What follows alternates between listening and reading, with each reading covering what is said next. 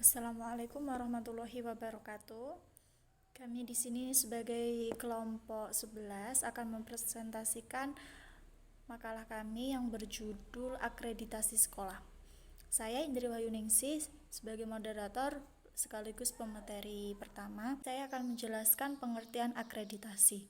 Akreditasi adalah proses penilaian dengan indikator tertentu berbasis fakta. Asesor melakukan pengamatan dan penilaian sesuai realita tanpa ada manipulasi.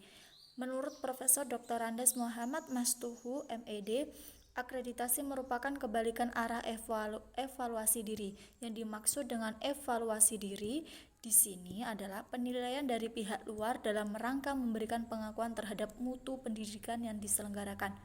Kemudian tujuan akreditasi secara umum meliputi sebagai berikut: mendorong dan menjaga mutu tenaga kependidikan, kemudian mendorong tersedianya prasarana atau sarana pendidikan yang baik, melindungi masyarakat dari usaha pendidikan yang kurang tanggung jawab, kemudian memudahkan pengaturan perpindahan siswa dari sekolah ke satu ke sekolah yang lain.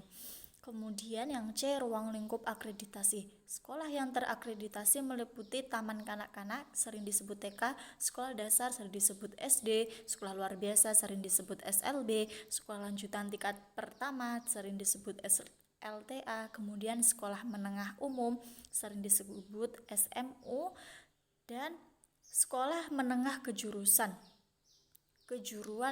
sering disebut SMA. Kemudian prinsip-prinsip akreditasi sekolah, yaitu yang dijadikan pijakan dalam melaksanakan akreditasi sekolah atau madrasah adalah objektif, komprehensif, adil, transparan, akuntabel, dan profesional. Kemudian komponen-komponen yang dievaluasi dalam akreditasi meliputi standar isi, standar proses, standar kompetensi lulusan, standar pendidikan dan tenaga kependidikan, standar sarana dan prasarana, standar pengelolaan, standar pembiayaan, kemudian standar penilaian pendidikan. Kemudian dilanjutkan pemateri kedua. Silakan Mbak Hoirul. Baik, langsung ke komponen-komponen yang dievaluasi dalam akreditasi. Yang pertama itu standar isi. Standar isi itu mencakup lingkup materi dan tingkat kompetensi untuk mencapai kompetensi lulusan pada jenjang dan jenis pendidikan tertentu. Yang kedua, standar proses. Proses pembelajaran pada satuan pendidikan diselenggarakan secara interaktif, inspiratif, menyenangkan, menantang, memotivasi peserta didik untuk berpartisipasi aktif, serta memberikan ruang yang cukup bagi prakarsa, kreativitas, dan kemandirian sesuai bakat, minat, dan perkembangan fisik serta psikologis peserta didik. Yang ketiga, standar kompetensi lulus. Standar kompetensi lulus digunakan sebagai pedoman penilaian dalam penentuan kelulusan peserta didik dari satuan pendidikan.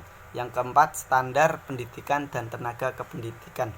Didik harus memiliki kualifikasi akademik dan kompetensi sebagai agen pembelajaran sehat jasmani dan rohani, serta memiliki kemampuan untuk mewujudkan tujuan pendidikan nasional. Yang kelima, standar sarana dan prasarana. Setiap satuan pendidikan wajib memiliki sarana yang meliputi parabot, peralatan pendidikan, media pendidikan, buku, dan sumber belajar lainnya. Yang keenam, pengelolaan. Pengelolaan satuan pendidikan pada jenjang pendidikan dasar dan menengah menerapkan manajemen berbasis sekolah yang ditunjukkan dengan kemandirian, kemitraan, partisipasi, keterbukaan, dan akuntabilitas. Yang ketujuh itu standar pembiayaan. Yang pertama, biaya investasi satuan pendidikan meliputi biaya penyediaan sarana dan prasarana. Yang kedua, biaya personil meliputi biaya pendidikan yang harus dilakukan oleh peserta didik. Yang ketiga, biaya mengoperasi satuan pendidikan meliputi gaji pendidik dan tenaga kependidikan serta segala tunjangan yang melekat pada gaji. Yang kedua, bahan atau peralatan pendidikan habis pakai. Yang ketiga, biaya operasi pendidikan tak langsung berupa daya, air, jasa telekomunikasi, pemeliharaan sarana dan prasarana, uang, ruang lembur, maksud saya transportasi, komunikasi, pajak, asuransi, dan sebagainya. Yang ke-8, standar penilaian pendidikan. Penilaian pendidikan pada jenjang pendidikan dasar dan menengah terdiri atas penilaian hasil belajar oleh pendidik, terus penilaian hasil belajar oleh satuan pendidik, dan penilaian hasil belajar oleh pemerintah. Sekian. Jangka pendek, menengah, dan panjang serta dilaksanakan dengan baik juga. Ketujuh, sarana prasarana memadai, dan kedelapan, sesuai dan sangat diperlukan. Yang kedua dari indikator tersebut yaitu ada diakui atau cukup. Jenjang akreditasi diakui diberikan kepada sekolah yang peroleh nilai cukup. Nilai cukup itu di sini nilai sampai dengan 80 dengan catatan tidak terdapat komponen yang nilainya kurang dari 30. Sekolah ini boleh menyelenggarakan ujian sendiri dan kemungkinan juga boleh digabung dengan sekolah yang berstatus terdaftar. Adapun indikator-indikator dengan status diakui yaitu sebagai berikut. Pertama, berbadan hukum pengurus ada namun kurang berfungsi dengan baik. Yang kedua, kurang menyebabkan tanggap dengan ketentuan pemerintah namun tidak menyimpang. Yang ketiga, ada struktur organisasi sekolah dan pembagian tugas. Yang keempat, penempatan kependidikan kurang sesuai atau belum semuanya dengan keahliannya. Yang kelima, jumlah tenaga kependidikan seimbang dengan keperluan sekolah. Yang keenam, sesuai dan diperlukan lingkungan namun pemerintah terbatas. 7. Memiliki program tahunan dan dilaksanakan dengan baik. Kedelapan, kurikulum dilaksanakan dengan baik. Kesembilan, biaya sekolah kurang terjangkau masyarakat. Kesepuluh, sarana prasarana kurang lengkap. Yang ketiga yaitu ada terdaftar. Jenjang akreditasi terdaftar diberikan di sekolah yang memperoleh nilai kurang dari 25 sampai 59. Dengan catatan tidak terdapat komponen yang nilainya kurang dari 25. Sekolah ini memiliki pendidikan yang rendah. Adapun indikator-indikatornya antara lain, pertama, belum berbadan hukum. Pengurus ada tapi kurang berfungsi dengan baik. Yang kedua, kurang sempurna dalam melaksanakan ketentuan pemerintah. Yang ketiga, kurang tampak adanya pembagian tugas antara penyelenggara sekolah dan pengelola sekolah.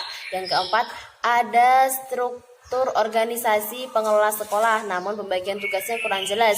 Kelima, menempatkan tenaga kependidikan tidak sesuai dengan keahliannya dan tidak sesuai dengan keperluannya. Nomor 6, memiliki program tahunan tapi kurang dilaksanakan dengan baik. Yang ketujuh, didirikan atas kehendak yayasan dan kurang sesuai dengan keperluan lingkungan serta peminatnya minim. Yang kedelapan, biaya sekolah kurang terjangkau masyarakat. Nah, itulah teman-teman materi yang dapat saya sampaikan. Saya kembalikan ke Mbak Moderator. Terima kasih.